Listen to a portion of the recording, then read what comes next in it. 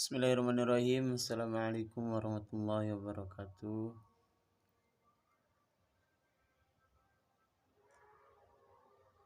Buku Sejarah Islam yang Hilang yang ditulis oleh Firas Al-Khatib. Bab 1, Arab pra-Islam. Daratan Hijaz yang bergunung dan kering bukanlah lingkungan yang memberikan kehidupan yang cukup. Terletak di bagian barat semenanjung Arab, daerah ini dapat dilukiskan dengan dua kata, kering dan panas. Pada musim panas, suhunya bisa mencapai lebih dari 37 derajat Celcius dengan kelembapan rendah.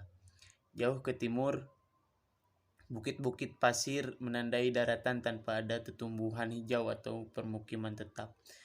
Tetapi dari daratan yang kejam ini, pada awal 600-an Masehi, bangkit sebuah gerakan baru. Gerakan ini akan mengubah haluan sejarah semenanjung Arab dan dunia. Geografi. Luas semenanjung Arab lebih dari 2 juta kilometer persegi di pojok barat laut benua Asia. Letak yang di antara Asia, Afrika, dan Eropa membuat tanah ini memiliki hubungan unik dengan 3 benua dunia lama. Sekalipun posisinya strategis, Arab diabaikan sebagai sebagian besar orang luar. Orang Mesir kuno memilih meluaskan wilayah ke Bulan Sabit, Subur, dan Nubwa daripada ke padang pasir Arab. Alexander Agung hanya melintasinya pada 300-an sebelum Masehi dalam perjalanan ke Persia dan India. Kekaisaran Roma yang hebat mencoba melakukan invasi ke semenanjung ini melalui Yaman pada 20-an sebelum Masehi, tetapi mereka tak mampu beradaptasi dengan kerasnya daratan ini sehingga gagal menguasainya. Hampir tak ada yang bisa menyalahkan orang luar bila mengabaikan semenanjung Arab. Iklim keringnya sangat tidak ramah, bahkan bagi para suku nomaden yang tinggal di sana. Angin muson membawa hujan musiman ke pantai selatan semenanjung pada musim gugur. Tetapi hujan ini tertahan oleh daratan yang naik sehingga tak pernah bisa sampai ke gurun Arab. Akibatnya sebagian besar semenanjung tetap kering sepanjang tahun. Palung kering yang disebut wadis memanjang sepanjang daratan, tetapi hampir tidak bisa dikenali sebagai sungai. Saat awan berkumpul dan turun hujan, wadis menjadi jalan air yang mengalir dan bermanfaat, yang penting bagi pertumbuhan tanaman musiman sehingga bisa berkembang di daratan kering ini. Tetapi begitu musim hujan berakhir, wadis kembali ke keadaan biasanya, kering dan tak bermanfaat sebagai sumber air. Yang lebih bisa diandalkan adalah oasis, daerah subur kecil yang dikelilingi gurun sangat luas. Oasis bisa menjadi tempat tinggal komunitas kecil atau tempat singgah orang berpergian. Tetapi oasis jarang bisa menunjang masyarakat maju dan besar. Suku Arab.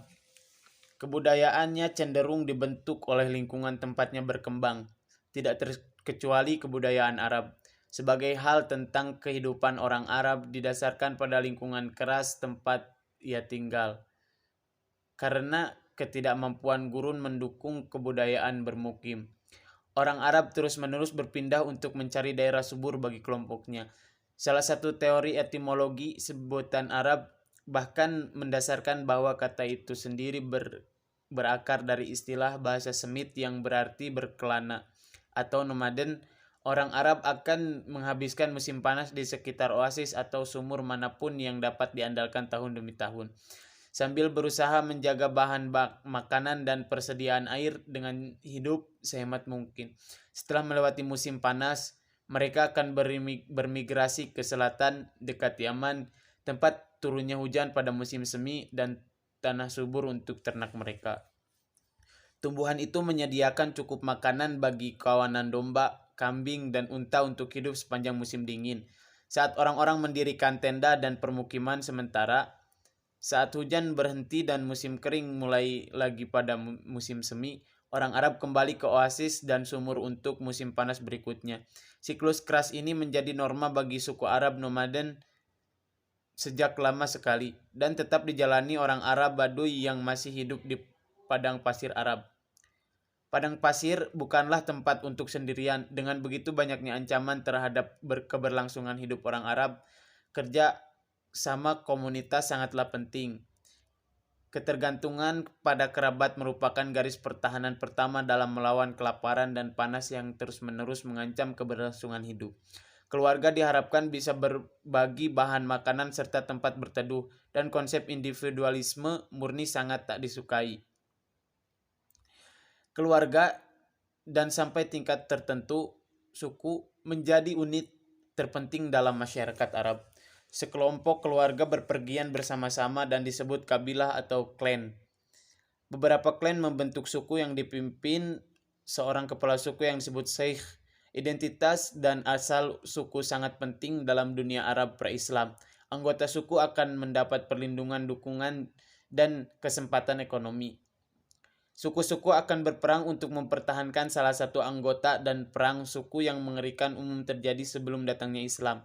Persaingan memperebutkan tanah berumput dan kawanan ternak kerap membawa suku-suku pada perang yang menghancurkan, yang bisa berlangsung bertahun-tahun dan memakan banyak korban. Bagi orang Arab, perjuangan hidup itu harus terus-menerus dilakukan, baik melawan manusia maupun alam. Dalam masyarakat suku dan nomaden seperti ini, ungkapan artistik sulit disalurkan. Sumber daya dan waktu yang dibutuhkan untuk menyelesaikan patung dan lukisan seperti kebudayaan kuno Mesir dan Yunani hampir tak ada. Tetapi hasrat alamiah manusia mencari keindahan tak dapat dilenyapkan oleh pasir gurun. Malahan hasrat ini menemukan bentuk baru, bahasa. Mungkin lebih dari bahasa lain di dunia, bahasa Arab itu sendiri merupakan sebentuk ungkapan artistik. Kata dan struktur kalimatnya cair, menciptakan beragam cara untuk mengungkapkan suatu gagasan yang sama. Dengan demikian, puisi menjadi seni de facto di Arab. Syair epos panjang yang memuja suku dan kepahlawanan menjadi karya seni terbesar mereka. Penyair terbaik didapuk menjadi pesohor dengan segala cara. Kata-kata mereka diingat oleh publik dan diulang-ulang lintas generasi.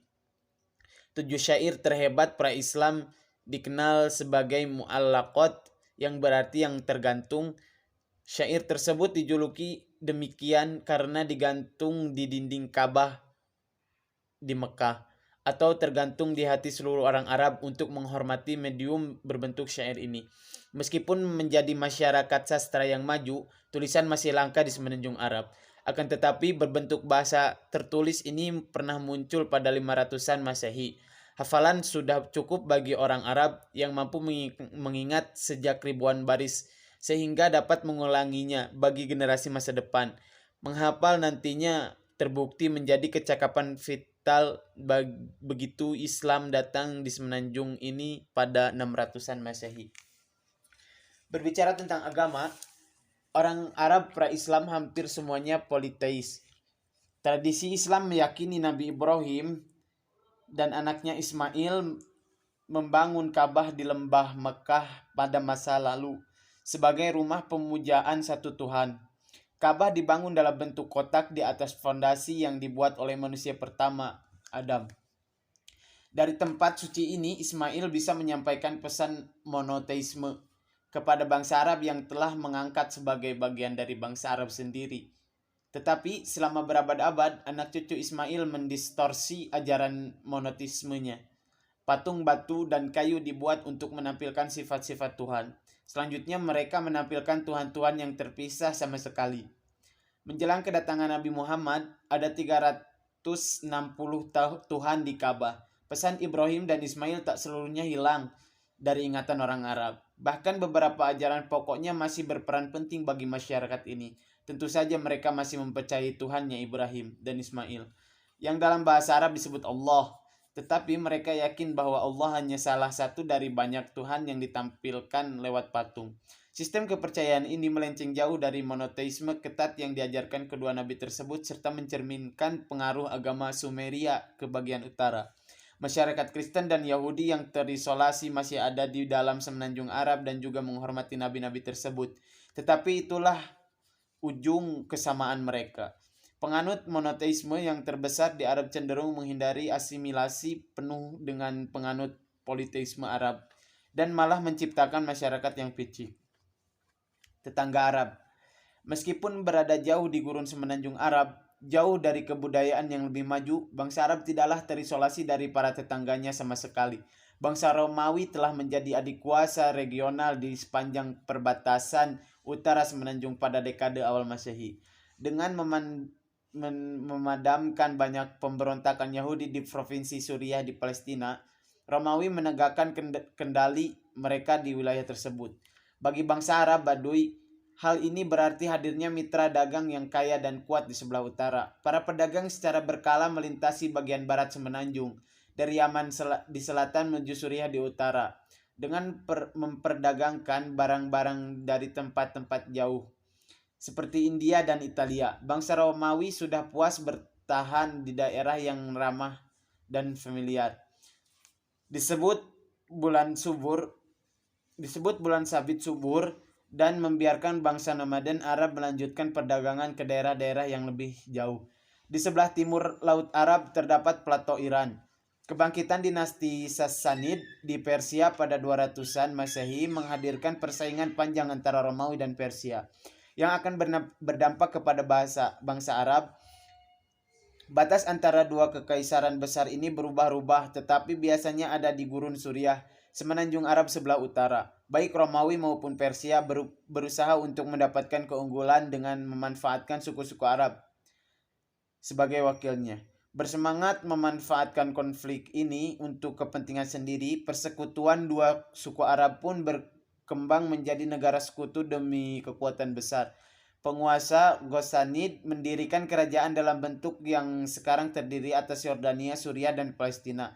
Kerajaan itu berfungsi sebagai penyangga bagi kekaisaran Romawi. Dengan cara yang sama, Lakhmid mengontrol Mesopotamia Selatan dan melayani Persia. Kedua kerajaan Arab ini sangat dipengaruhi oleh majikannya, yang menghabiskan banyak dana untuk mempersenjatai daerah taklukannya dalam menghadapi musuh. Tetapi peperangan yang terus-menerus terjadi secara perlahan melemahkan seluruh pihak. Menjelang awal 600-an, Romawi dan Persia kelelahan akibat perang berpuluh tahun dan bersembunyi di balik kekuatan militernya.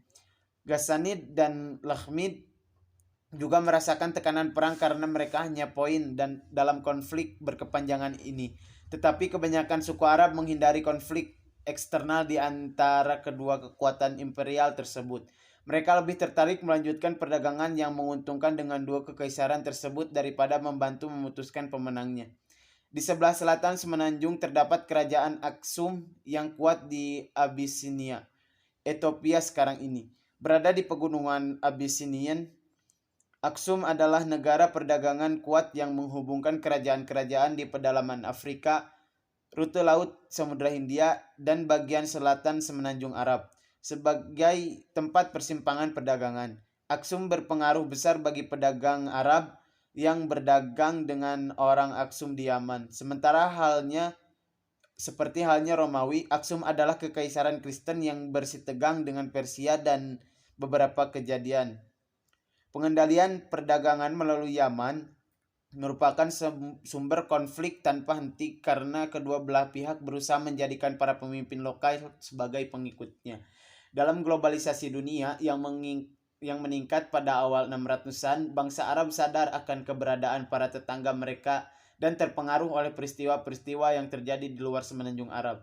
Menjadi persimpangan tiga negara besar menyebabkan mereka mafhum akan politik internasional dan memiliki keahlian memanfaatkan persaingan dan keuntungan mereka.